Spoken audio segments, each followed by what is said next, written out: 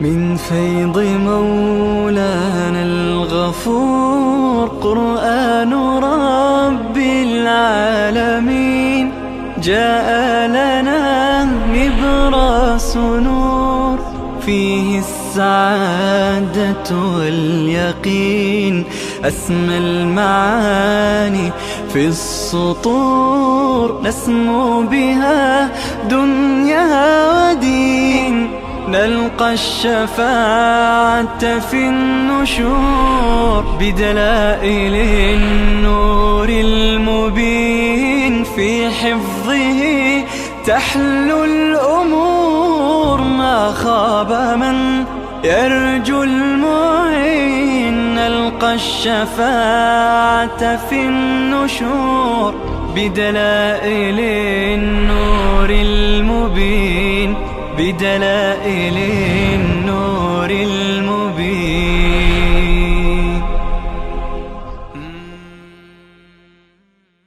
أعوذ بالله من الشيطان الرجيم. بسم الله الرحمن الرحيم. ألم تر إلى الذين خرجوا من ديارهم وهم ألوف حذر الموت. اینجا الله عز وجل برای کسانی که از جهاد در راه خدا، اینجا امور انتظامیه تمام شدند، اعاده مسئله جهاد هست، مسئله قتال هست. کسانی که در رابطه با جهاد کوتاهی می کنند برای اونها الله تعالی زجر و توبیخ دارد. نمونه از اقوام گذشته.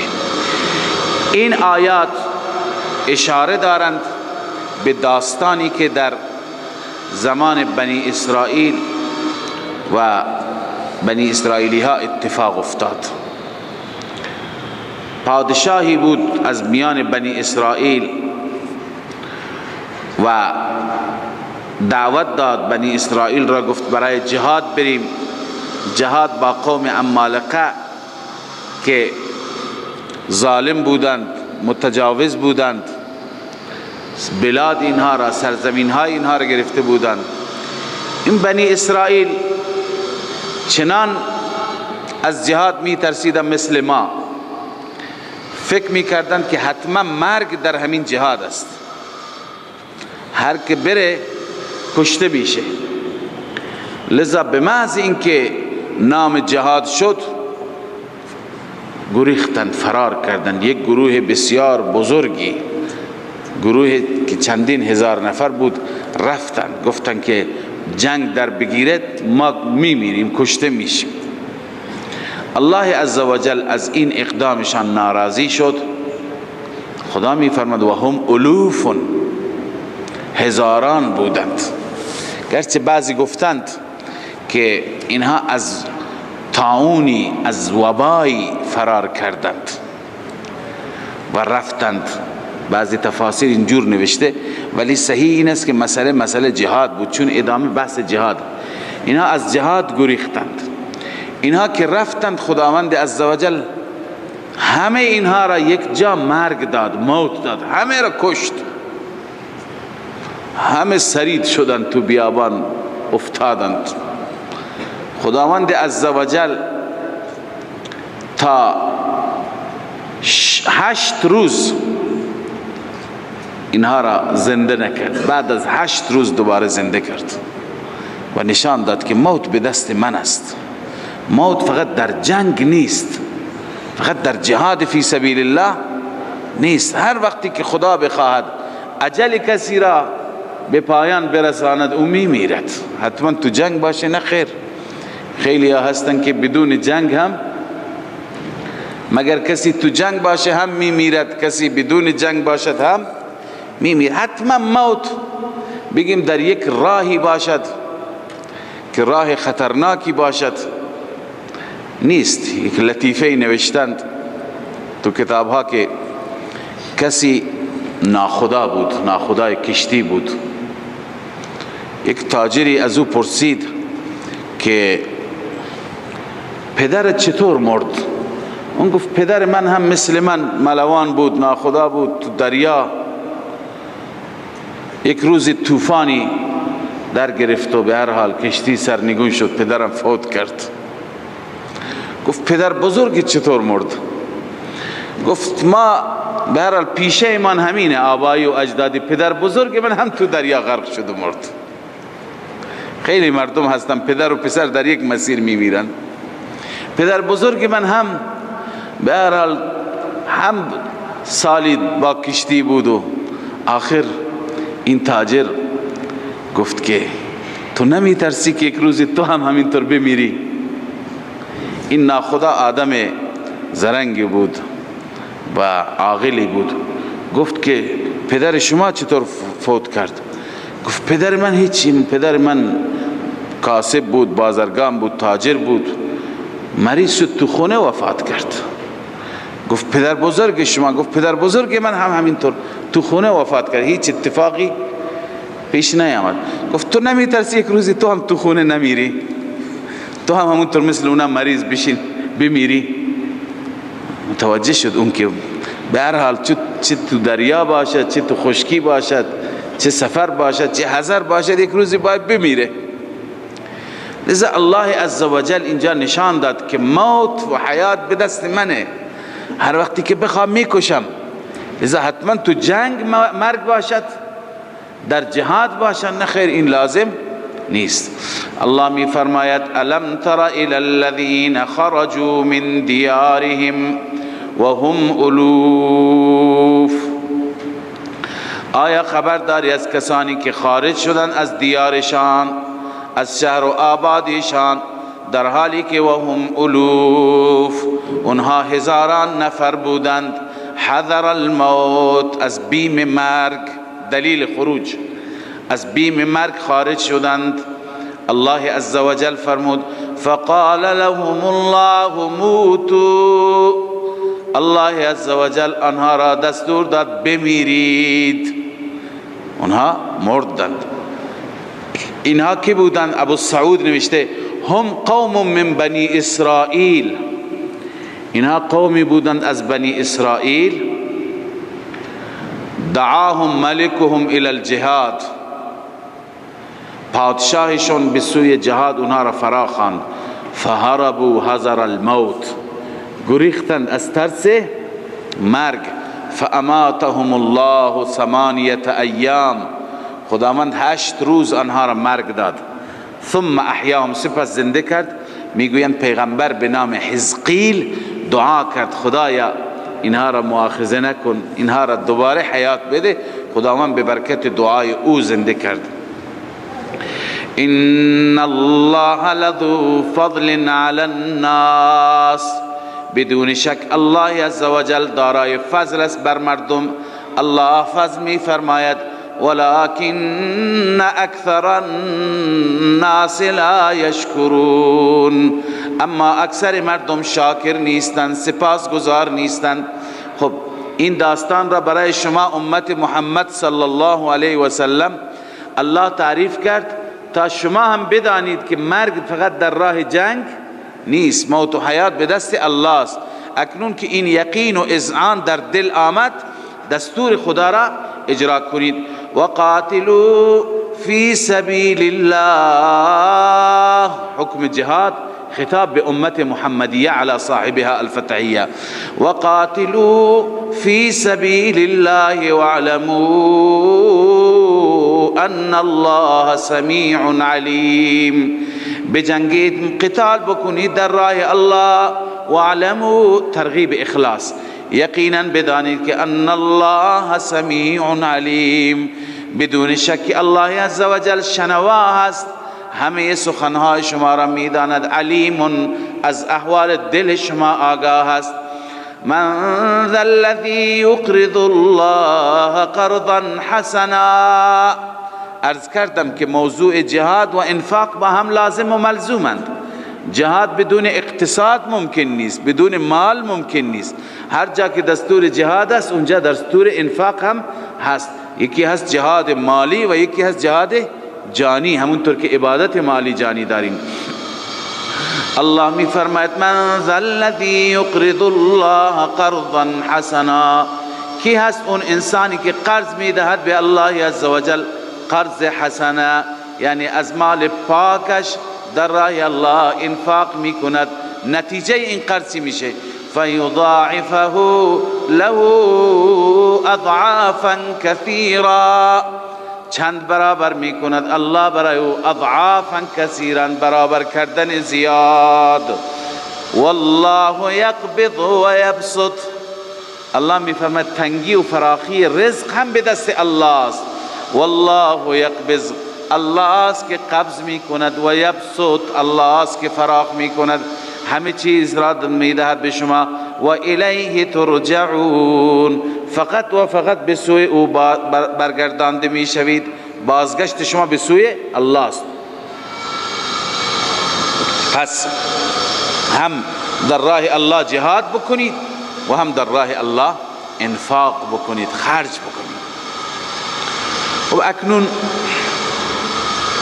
خداوند عزوجل نمونه از جهاد بیان می فرماید. ببینید کسانی که به راستی جنگیدند، از خود بزدلی نشان ندادند، ایمان و صداقت نشان دادند، اونها جهادشون نتیجه داد. و اونهایی که ترسیدند، اونها بزدلی کردند، اونها به کجا رسیدند؟ این داستانی هست از قوم بنی اسرائیل که پیغمبرشان حضرت شموئیل علیه السلام بود. حضرت شموئیل بود. بنی اسرائیل بعد از موسی علیه السلام سالهای سال با ذلت و خواری و بدبختی گذراندند. نسلهای گذشته، نسلهای بزدل مردند و رفتند، نسلهای بعدی آمدند.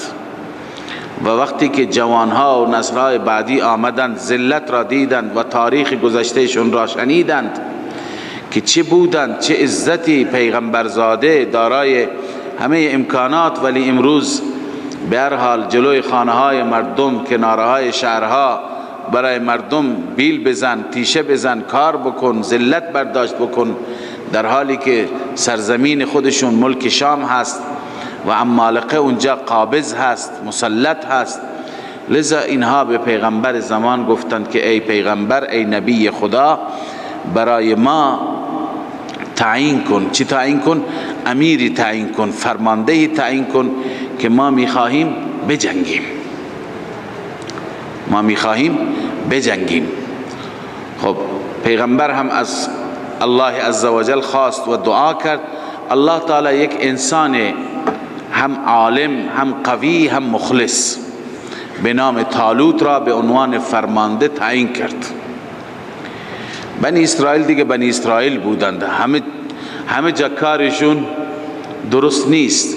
اینجا که غیرت کردند و میخوان جهاد بکنن، باز همون رگ تمرد و نافرمانی و انتقاد و اعتراض را دارند. گفتند که چرا طالوت، چرا کسی که هم از نسل ملوک باشد یا از نسل پیغمبران باشد؟ شما میدانید که بنی اسرائیل فرزندان یعقوب هستند. سیدنا یعقوب علیه و علی نبینا السلام چند تا فرزند داشت؟ 12 تا داشت. و پادشاهان از نسل یهودا بودند. پسر بزرگ حضرت یعقوب کیه؟ یهودا. پادشاهان از نسل یهودا بودند و انبیا از نسل لاوی بودند.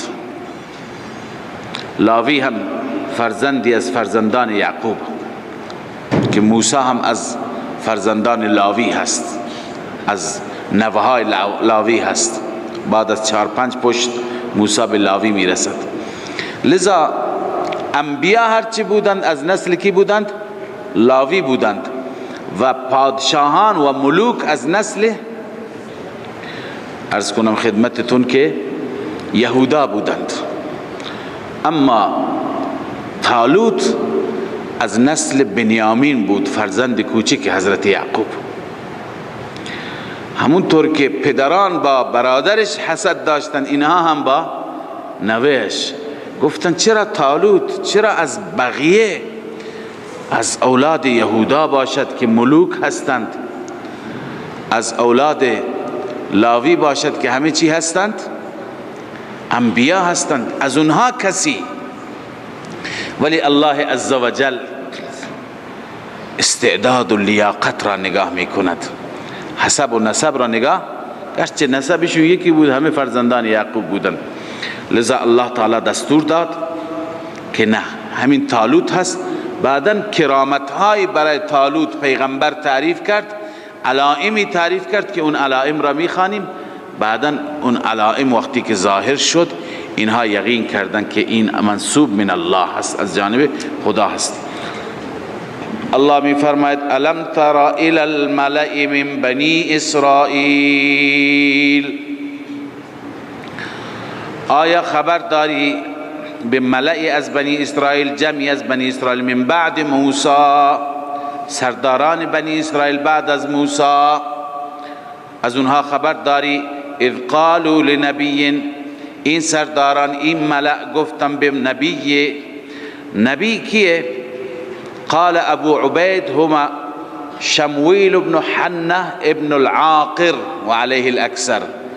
این نبی شمویل هست ابن حنه ابن العاقر، اکثر مفسران همین عقیده را دارن، روح المعانی. اذ قالوا لنبی لهم، زمانی که گفتن این بنی اسرائیل، این ملأ، این درباریان و سرداران گفتن به پیغمبرشان حضرت شمویل ابعث لنا ملکا، ابعث یعنی عین، تعیین کن برای ما پادشاهی، فرماندهی، نقاتل فی سبیل الله، که ما جهاد بکنیم، بجنگیم در راه الله با قوم عمالقه. ولی این پیغمبر هم از عادات شریفشون خبر داشت. پیغمبر هم پیش بینی کرد که من اگر تعیین بکنم، شما یه وقتی انکار نمی کنید، نافرمانی نمی کنید. قال هل عسیتم ان كتب عليكم القتال الا تقاتلوا. این استفهام تقریری هست. استفهام چیه؟ تقریری، یعنی این چنین نیست، بله هست. هل عسیتم، آیا امید این می رود که این کتب علیکم القتال، اگر بر شما جنگ لازم بشه، الا تقاتلوا، این احتمال می رود، این امید می رود. قالوا وما لنا، الان رفع ما نمی کنند، چرا ما نجنگیم؟ قالوا وما لنا الا نقاتل فی سبیل الله، چه شده ما را که نمی جنگیم در راه الله؟ وقد اخرجنا من دیارنا و ابنائنا، مقتضیات قتال، اینها تقاضا هستند که باید بجنگیم. وقد اخرجنا، در حالی که ما بیرون کرده شدیم، من دیارنا، از دیارمون، و ابنائنا، از فرزندانمان، ما را بیرون کردند، ما جایی نداریم، باید بجنگیم، باید عزت از دست رفته خودمون را حاصل بکنیم. فلما كتب عليهم القتال، خلاصه اینکه زمانی که بر آنها جنگ لازم شد، همان گونه که پیغمبرشون پیش بینی میکرد، تولوا الا قلیلا منهم، پشت دادند، اعراض کردند، روی گردانی کردند، الا قلیلا منهم، مگر اندکی از آنها. والله علیم بالظالمین، خداوند خوب میداند ظالمین را. لذا اندکی به جنگ رفتند. اون اندک میگویند آخر به 313 نفر رسیدند، در تفاسیر اینگونه نوشته، والله اعلم. اما اکنون تفصیل این اندک چطور کم شدند، چطور پشت دادند تا اینکه این تعداد کم ماندند. وقال لهم نبیهم، تعیین خلیفه، تعیین فرمانده. وقال لهم نبیهم، پیغمبرشان به اونها گفت، حضرت شموئیل، ان الله قد بعث لكم طالوت ملکا، بدون شک خداوند تعیین کرده برای شما طالوت را به عنوان ملک، به عنوان افسر یا فرمانده. قالوا انا یکون له الملک علینا، اعتراض، چگونه میشه برای او ملک پادشاهی بر ما، در حالی که اون از نسل پادشاهان نیست، از نسل ملوک نیست. و نحن احق بالملک، ما حق دارتر هستیم به پادشاهی، به فرماندهی منه از آن. مگه اون اشکالش چیه؟ اشکالش اینه که پول نداره. ولم یؤت سعة من المال، مال وسیع ندارد، مال زیاد ندارد، دار و مدار بر مال می گرفتند، عزت در مال هست. اما جواب پیغمبر، قال ان الله اصطفاه علیکم، بدون شک الله تعالی برگزیده او را بر شما، و زاده بسطة فی العلم والجسم، افزوده در او از نظر بسطه، فراخی در علم و جسم. یعنی خداوند هم او را انسان قوی قرار داده، انسانی هست که تاکتیک های جنگی را خوب بلد هست، پهلوان هست، قهرمان هست، و هم از نظر علمی یعنی عالم هست، به مهارت های جنگی خیلی خوب وارد هست. لذا الله تعالی او را انتخاب کرده و این انتخابی که الله می فرماید بر اساس مشیت او هست، بر اساس پدر بزرگ نیست، بر اساس جد انسان نیست، بر اساس پول و مال انسان نیست. والله یؤتی ملکه من یشاء، الله میداد ملکش را به هر کسی که بخواهد. والله واسع علیم، الله واسع هست، یعنی هر چیز پیش او با وسعت هست. علیم، هم قدرتش واسع هست، هم علمش وسیع هست، همه چیز را میداند. خب وقتی که به بنبست رسیدند، انکار کردند، پیغمبر بهشون گفت که یک نشانی هست برای اینکه منسوب من الله هست. اون نشانه اینه که اون تابوتی که، اون صندوقچه‌ای که قوم فلسطینی، اهل فلسطین برداشته بودند از پیش شما و گریخته بودند، اون را خداوند جلوی طالوت میارد میذارد. یک صندوقچه‌ای بود که قرآن میگه که سکینة من ربکم و بقیة مما ترک آل موسی و آل هارون تحمله الملائکه، تو اون آرامش بود و بقایا و یادگارهایی بود از موسی و هارون، آل موسی و آل هارون.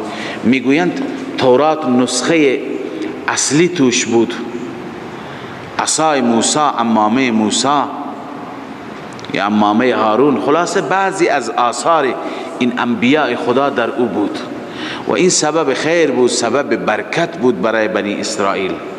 اما این را اهل فلسطین اون زمان دزدیدند. از زمانی که دزدیدند، همش در ابتلا، همش در مصیبت، همش در رنج، روز خوش نمی دیدند، هر روز خبر بدی برایشون. آخر به این نتیجه رسیدن که این بر اثر همین صندوق هست. در بعضی روایت ها می آید که اون را به 2 تا گاو بستند و گذاشتند که اون گاوها را فرشته راهنمایی کرد اینجا بیایند جلوی طالوت.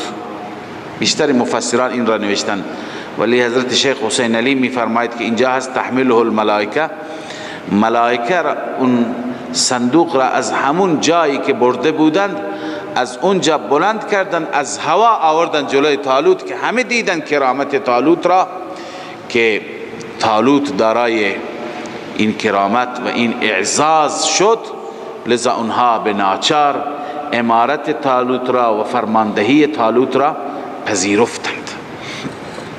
خب این قبلا هم عرض کردم که از آثار انبیا تبرک گرفتن هست در قرآن مجید، نمونهش همینه. و اینجا بقایای موسی بود، اما از بقیه انبیا از رسول الله صلی الله علیه وسلم هم ما داریم، در احادیث زیاد داریم، ولی غیر از انبیا از کسی دیگه ما آیه یا حدیث صحیحی نداریم. بله.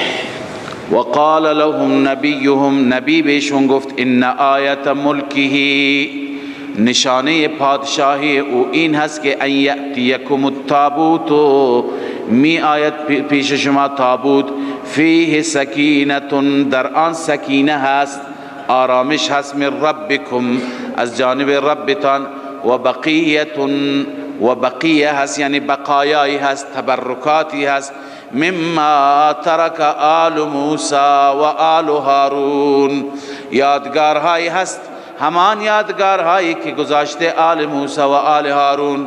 این تابوت می آید در حالی که تحمله الملائکه، ملائکه او را حمل می کنند، ملائکه بدوش دارند، می آورند جلوی طالوت. خب من چند تا عبارت می خوانم که در رابطه با همین صندوقچه هست. و هو التورات المودع فیه، این که سکینه هست چون که توراتی که در اون گذاشته شده، بناء على ما مر من ان موسی اذا قاتل قدمه، این در واقع بنابر این است که موسی علیه السلام هرگاه که با کسی می جنگید همین تابوت را، همین صندوقچه را چکار می کرد؟ جلو جلو می فرستاد. بله. فلتسکن الیه نفوس بنی اسرائیل، که نفوس بنی اسرائیل با او چی بگیرد؟ آرامش بگیرد و ساکن بشه. خب اما چگونه این تابوت آمد؟ قال ابن عباس رضی الله عنه جاءت الملائکه تحمل التابوت بین السماء والارض، از آسمان می دیدند که تابوت داره میاد، بین السماء والارض بود، نه اینکه بر گاوی و بر عرض کنم گاری گاوی بود. حتی وضعته بین یدی طالوت و الناس ینظرون، حتی که گذاشت اون را جلوی طالوت و مردم چی میکردند؟ میدیدند. لذا وقتی که جلوی طالوت گذاشت اونها قانع شدند. ان فی ذلک لآیة لکم ان کنتم مؤمنین. الله تعالی می فرماید که در این آیه هست برای شما اگر شما ایمان داشته باشید. لذا الله تعالی به شما نشان داد آیه خودش را و نشانی امارت را. به هر حال طالوت فرمانده شد، تعیین شد، حرکت به سوی قوم عمالقه. خب عنایت بفرمایید وقتی که اینها رفتند،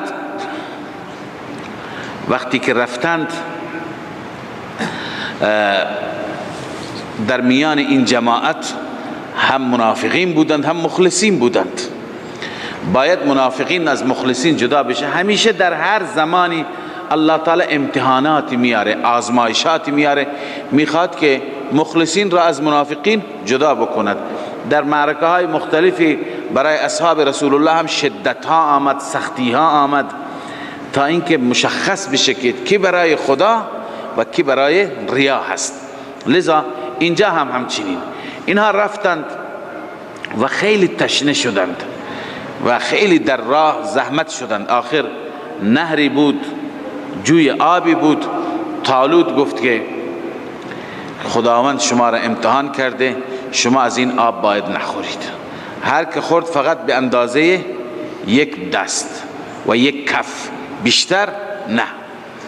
لذا الله می فرماید فلما فصل طالوت بالجنود، وقتی که جدا شد طالوت به جنود با لشکریان به سوی عمالقه، قال ان الله مبتلیکم بنهر، گفت به درستی که الله عزوجل شما را ابتلا می کند به نهر، به نهری، به جویی، فمن شرب منه فلیس منی. هر کسی که اینجا الله تعالی 3 صورت گذاشت. یک صورت عرض کنم که همون افراط هست، فمن شرب منه، هر کسی بخورد، فلیس منی، لیس منی ای لیس من اصحابی فی هذه الحرب، فی هذا الحرب، بله از اصحاب من در این جنگ نیست. قرطبی گفته این مفرط است، این باید برگردد. بقیه 2 حالت دارند، رخصت، عزیمت. و من لم یطعمه، هر کسی که اصلا نخورد، این چی است؟ عزیمت است. فانه منی، اون از من هست، یعنی در جنگ با من شریک. این نوع دوم. الا من اغترف غرفة بیده، مگر کسی بگیرد یک کف با دستش، با کفش. غرفه میگم با یک دست، با یک کف گرفتن. لذا این رخصت است، کسی که خیلی مجبور به همین اندازه. الا من اغترف، نوع سوم است. الله می فرماید فشربوا منه، خوردن از آن آب، ملء بطونهم، یعنی شکمشون را پر کردن از آب. ملء بطونهم الا قلیلا منهم، مگر اندکی بودند که این اندک را گفتند 313 نفر بودند، بقیه را که خوردند حضرت طالوت گفت شما برگردید. الله می فرماید فلما جاوزه هو والذین آمنوا معه، وقتی که از آن نهر، از آن جو گذشتند، طالوت گذشت، والذین آمنوا معه، کسانی که ایمان آورده بودند همراه طالوت، و هم القلیل، همون کم هستند. این کم هم بعد یک مقدار متزلزل شدند. اینا 2 گروه شدند. وقتی که لشکر عمالقه را نوشتن، اینا تعدادشون خیلی کم بود، 300 نفر بود، بیشتر کمتر. بعضی گفتن اونا 90,000 نفر بودن، بعضی کمتر گفتن 3,000 و 1000 و عددهای مختلف. انسان نمیشه روی این عددها اعتماد بکنه، در قرآن و سنت نیامده، ولی همین قدر از قرآن معلوم میشه، از صریح قرآن، که اونا خیلی زیاد بودن نسبت به اینها. وقتی که اون جمعیت را، اون صف را، اون عرض کنم که لشکر را دیدن، اینها متزلزل شدن، گفتم ما نمیتونیم با اینها بجنگیم. اینا که بودن که سستی از خود نشان دادن؟ گفتن مفسرین که الذین شربوا من النهر، اونهایی که به اندازه یک غرفه، یک کف خورده بودن، اینها همتشون سست شد. اما اونهایی که هیچ نخورده بودن، اینها مبلغ شدن، اونها داعی الی الجهاد شدن. گفتن نترسید، خداوند با ماست. خیلی گروه های اندک بوده که بر گروه های زیاد چی شده؟ غالب شده. لذا الله می فرماید قال الذين يظنون انهم فلما جاوزه، وقتی که از نهر رد شدند، هو والذین آمنوا معه، طالوت و کسانی که ایمان آورده بودند همراه طالوت، قالوا لا طاقة لنا اليوم بجالوت و جنوده، گفتن کسانی که آب خورده بودند نیست توانی برای ما امروز با جالوت و جنودش. قال الذين يظنون انهم ملاقو الله، گفتن کسانی که یقین داشتند، قرطبی میگه به معنی الیقین، یقین داشتند که آنها الله را ملاقات میکنند، آنها بعد از مرگ پیش خدا میروند. چی گفتند؟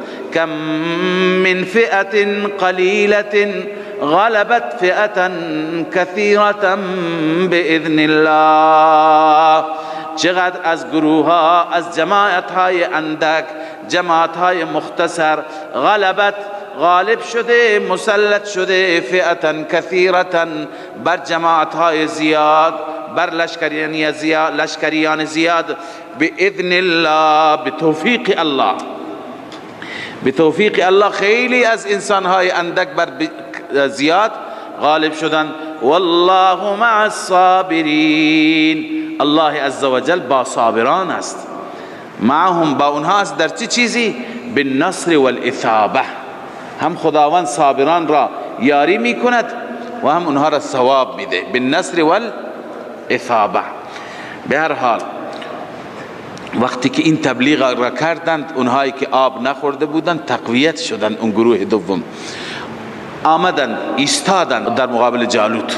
اون طرف قوم عمالقه در رأسشون پادشاهیشون کی بود؟ جالوت بود. الله می فرماید ولما برزوا لجالوت و جنوده، زمانی که ظاهر شدن برای جالوت و جنودش، در مقابل جالوت و جنودش ایستادند، در یک میدان روبروی هم قرار گرفتند، ظاهر شدن یعنی هم دیگر را دیدند، صف آرایی کردند، مانور نشان دادند. وقتی که اونها را دیدند اکنون اینها مناجات کردند، از ربشان استمداد کردند.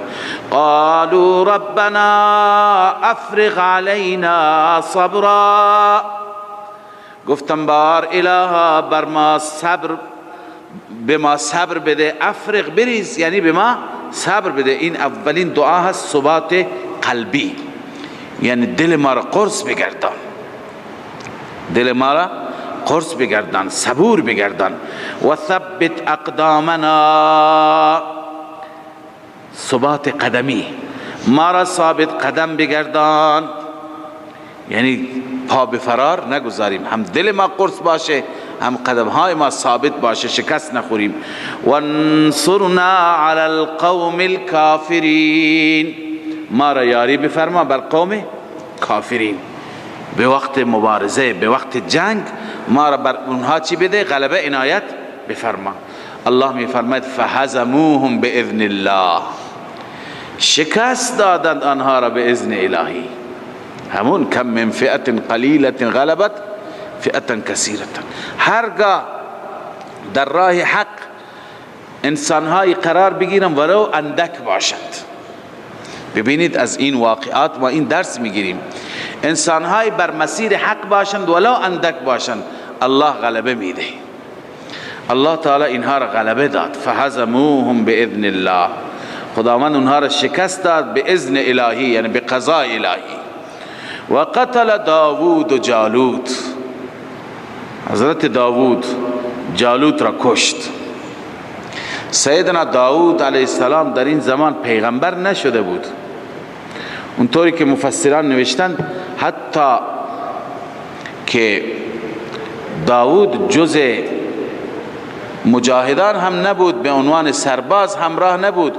برادر بزرگتر حضرت داوود جز مجاهدان و لشکریان طالوت بود. داوود گوسفندهایی داشت و گوسفندها را میچراند، لذا وقتی که شنید در فلان میدان جنگ هست، داوود هم اونجا آمد، دید که جالوت از صف آمد بیرون و گفت هل من مبارز، کیه که با من مبارزه بکنه، کیه که با من بجنگد. دعوت به مبارزه داد. داود علیه السلام جوان بود، قدرتمند، بنا بود که فردا یعنی بعد از چند سال پیغمبر هم بشه. لذا الله تعالی نیروی خاص جوانی به داود داد.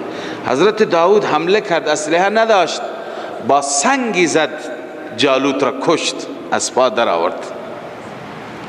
و در تفاسیر نوشته والله اعلم قبل از اینکه جنگ شروع بشه، صف آرایی بشه، جالوت لشکریان خودش را تشویق کرد، گفت هر کس از شما طالوت را بکشد من دخترم را به او میدم.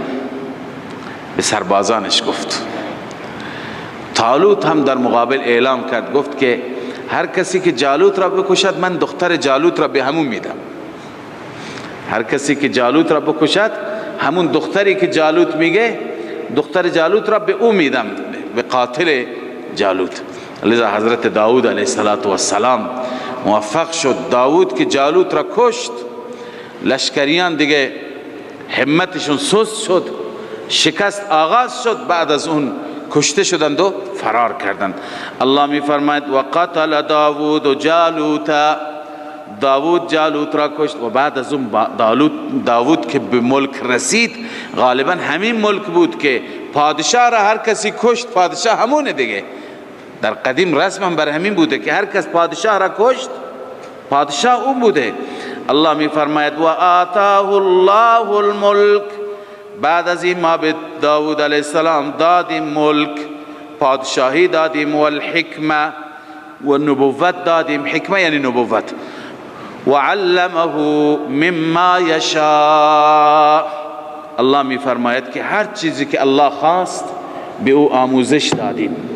چه آموزش دادیم؟ در قرآن میخوانیم و علمناه صنعة لبوس لكم لتحسنكم من بأسكم الى آخر. خیلی مهارت ها را الله به داود علیه السلام یاد دادند.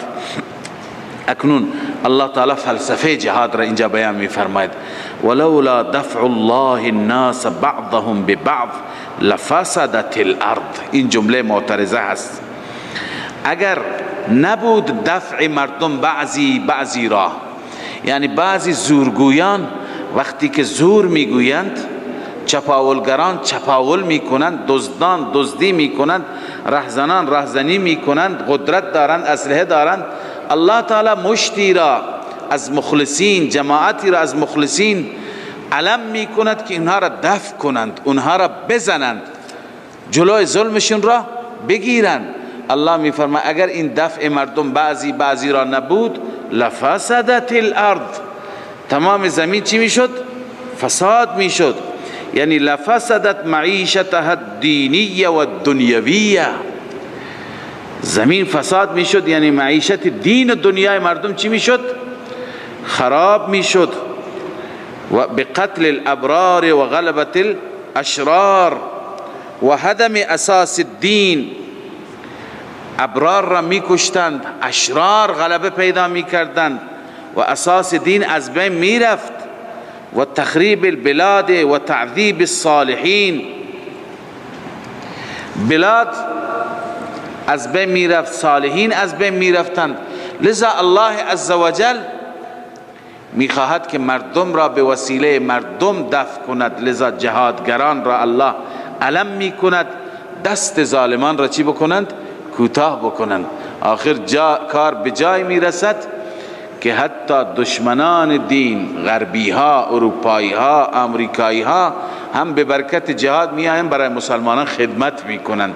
میگن شما آرام باشین، ما برای شما مسجد میسازیم. لذا الله میفرماید اینهایی که مساجد را منهدم میکردن الان میاند به هر حال تعمیر مساجد میکنند. این به برکت چیه؟ به برکت جهاده. ولولا دفع الله الناس، اگر نبود دفع الله که الله دفع میکنه مردم را بعضهم به بعضی را به وسیله بعضی، لفسدت الارض، زمین فساد میشد. ولكن الله ذو فضل على العالمین، اما الله عزوجل دارای فضل است بر عالمیان، بر انسانها فضل فرموده، جهاد را مشروع قرار داده. در آخر الله تعالی این آیه را بیان می‌فرماید به منظور صداقت رسول الله صلی الله علیه و سلم. ببینید پیغمبری که به مکتب نرفته، یک خط نوشتن بلد نیست، امی هست، درس نخوانده هست، ولی چه مسائلی، چه جزئیاتی از طالوت و جالوت تعریف میکنه، از شمویل حزقیل میگه، از احوال اون زمان میگه. اینها را چه کسی میتواند بگه؟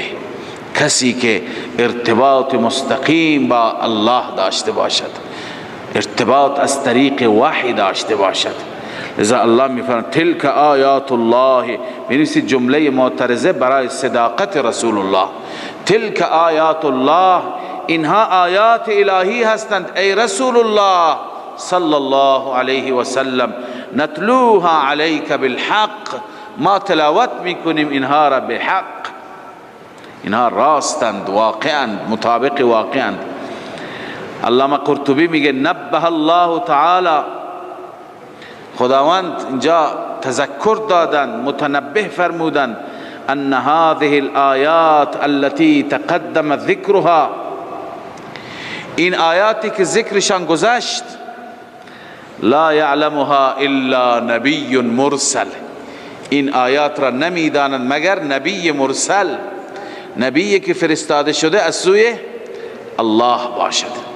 لذا الله می فرماید که نتلوها علیک بالحق، ما بحق تلاوت میکنیم بر شما. و انک لمن المرسلین، این نتیجه هست. نتیجه این آیات ثابت میشه که به درستی شما از فرستاده شدگان هستید، از مرسلین رسولان خدای عزوجل هستید. صدق الله العظیم. من فيض مولانا الغفور قرآن رب العالمين جاء لنا نبراس نور فيه السعادة واليقين أسمى المعاني في السطور نسمو بها دنيا ودين نلقى الشفاعة في النشور بدلائل النور المبين في حفظه تحلو الأمور ما خاب من يرجو المعين نلقى الشفاعة في النشور بدلائل النور المبين بدلائل النور المبين.